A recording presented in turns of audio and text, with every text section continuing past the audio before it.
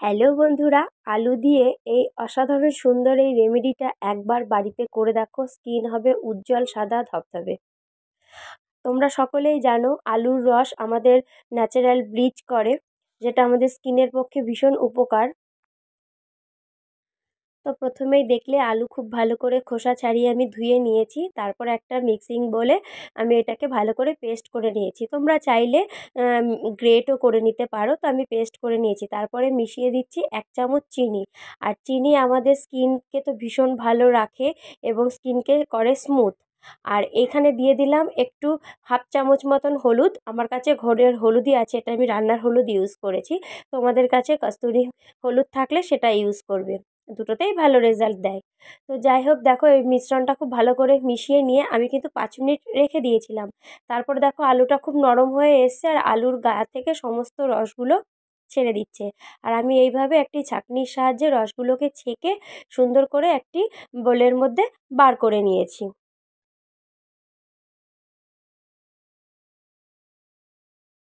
এরপর আলুর থেকে যে রসটা বের করে রাখলাম, তারপরে যে আলুটা বেঁচে থাকলো তার মধ্যে মিশিয়ে দিচ্ছি আমি চাল আর ডালের গুঁড়ো। এটা কিন্তু সেদ্ধ চাল, অর্থাৎ আমরা যেই চালের ভাত খাই সেই চাল আর মুসুরির ডাল একসাথে আমি গুঁড়ো করে রাখি। আর এই রেমেডিটা আমি সারা বছরই ঘরে করে রাখি এবং আমি প্রতিদিনই স্নানের আগে হালকা হাতে আমি একটু হাতে পায়ে রাফ করে নিয়ে ব্যবহার করি। চাইলে তোমরাও এইভাবে ঘরে করে রেখে ব্যবহার করতে পারো।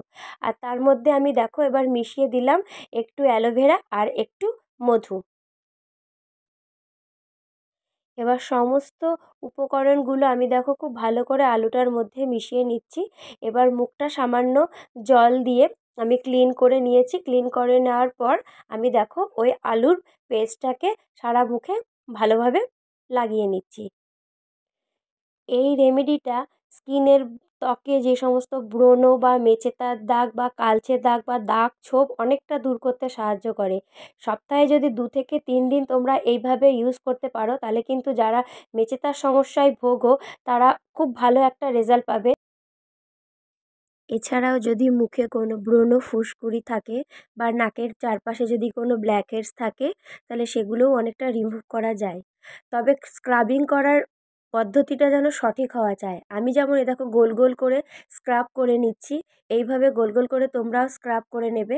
এতে ব্লাড সার্কুলেশনটাও ভীষণ ভালো হয়, স্কিনটাও গ্লো করে এবং স্কিনকে ভীষণভাবে টান টান রাখতে সাহায্য করে। 2 থেকে 3 মিনিট স্ক্রাবিং করে নেওয়ার পরে হালকা আমি একটু শুকোতে দিয়েছিলাম, অর্থাৎ স্কিনের মধ্যে অবজার্ভ করার সময়টা দিয়েছিলাম। তারপর আমি আবার দেখো জলের সাহায্যে, প্লেন জলের সাহায্যে আমি খুব ভালো করে ধুয়ে নিয়েছি এবং একটা রুমালের সাহায্যে যে চালের গুঁড়োগুলো ছোটো ছোটো গুঁড়োগুলো থাকছে সেগুলোকে আমি খুব ভালো করে পরিষ্কার করে নিচ্ছি। এরপর আলুর থেকে যে রসটা বেরিয়েছিল সেই রসটা আমি সারা মুখে খুব ভালোভাবে অ্যাপ্লাই করব। আর আমার স্কিনটা দেখো যথেষ্ট পরিমাণে পরিষ্কার হয়েছে, গ্লো করছে।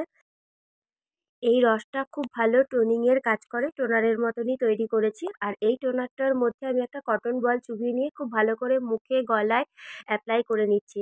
আর যখনই কোনো রেমেডি ইউজ করবে সবসময় মুখ দিয়ে, গলা দিয়ে, ঘাড় দিয়ে ইউজ করবে, তাতে মুখের সাথে সাথে গলা ঘাড়ের স্কিনটাও কিন্তু উজ্জ্বল হয়ে উঠবে। নাহলে মুখের স্কিন পরিষ্কার থাকবে আর গলাটা ঘাড়টার পাশে কালো থাকবে, সেটা একদমই দেখতে ভালো লাগে না। আর আমি এইভাবে দেখো খুব ভালো করে মেখে নিয়ে একটু শুকোতে দিয়েছিলাম। আবার এটা দেখো আমার স্কিনে অ্যাবজর্ব করে নিয়েছে।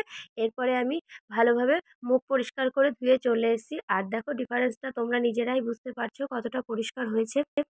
তবে আমি যেহেতু রান্নার হলুদ ইউজ করেছি সেই জন্য আমার মুখটা একটু হলুদের মতন আভা লাগছে। আর হলুদ তো আমরা সকলেই জানি খুব ভালো একটা রেমেডি, আমাদের স্কিনকে অনেকটাই ভালো রাখে, স্কিনকে উজ্জ্বল করতে সাহায্য করে। তো আজকের মতন ভিডিওটা এই পর্যন্ত। কেমন লাগলো তোমরা আমাকে অবশ্যই কমেন্টের মাধ্যমে জানাবে। আর আমি চাইবো যে তোমরা বাড়িতে আমার মতন করেই রেমেডিটা ইউজ করো এবং ইউজ করার পরে আমাকে কমেন্ট করে জানাবে যে কেমন তোমাদের এফেক্ট হলো। আর দেখো ডিফারেন্সটা তোমরা নিজেরাই বুঝতে পারছো যে স্কিনটা অনেকটা বেশি পরিষ্কার হয়েছে এবং স্কিনটা অনেকটাই গ্লো করছে। তো চলো আজকের মতন এই পর্যন্ত এই ভিডিওটা। টাটা, দেখা হবে অন্য কোনো ভিডিওতে তোমাদের সাথে।